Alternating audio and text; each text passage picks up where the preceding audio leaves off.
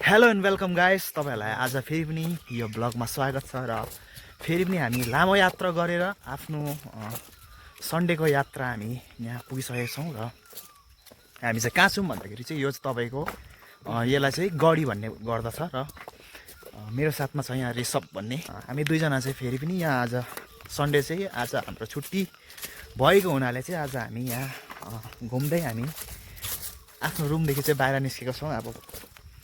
अब घुम्नुपर्छ, अब काम मात्रै गर्नु भएन, अलिक लाइफमा इन्जोयमेन्टहरू पनि गर्नुपर्छ। र त्यही भनेर चाहिँ आज दुई भाइ हामी चाहिँ निस्केका छौँ। र केमा आयौँ भन्दाखेरि चाहिँ हामी मेरो त्यही अब पुरानो पल्सर 180, अब डकुमेन्ट्सहरू केही छैन, अलिक कन्डिसन पनि राम्रो छैन, तर पनि अब धेरै सपोर्ट गर्छ त्यो बाइकले। धेरै जग्गा पुगिसकेका छौँ। अस्ति भर्खर म तेमितारहरू पुगेको र फेरि पनि आज गढी भन्ने यहाँ जग्गामा आएको छौँ। र गढीको बाटो चाहिँ यस्तो छ, तपाईँको यहाँ ढुङ्गाले मजाले उयो गरेको छ।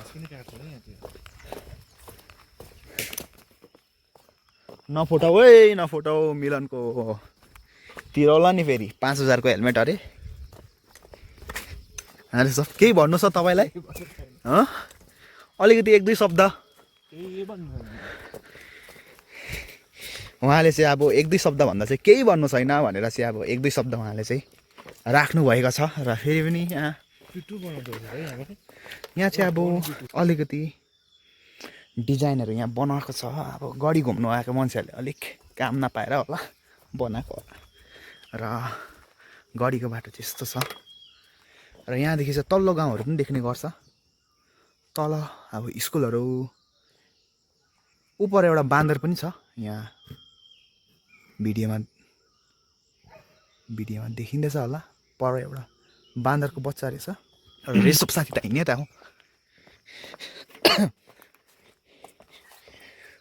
यहाँ जग्गा जग्गा